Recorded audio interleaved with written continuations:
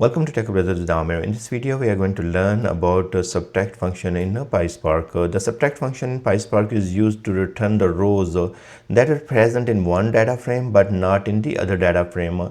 It is similar to the except operation in a SQL. So key points here: it returns rows that exist in first data frame and not in the second data frame.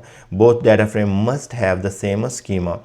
So here is my data for the first data frame, and you can see that we have age and then we have four names here, and then we are defining a column here for our data frame, so age and name, and then we are creating a df1 by saying create data frame and then providing this sample data and then the column from this variable, and then the data frame 1 will be created, and for the second data frame we have this sample data and we have only Bob and Lisa, and we are creating the data frame 2 here.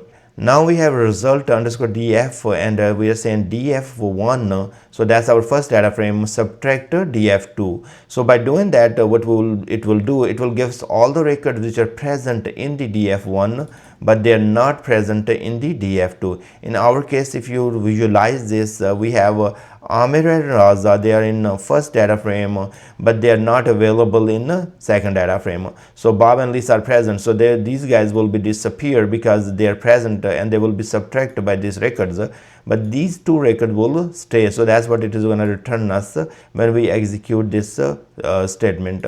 So let's execute and take a look. Okay, so here is our first data frame and it has 4 records, and you can see right there. Here is my second data frame that has only 2 records, and here is my subtract statement or new data frame for the subtract.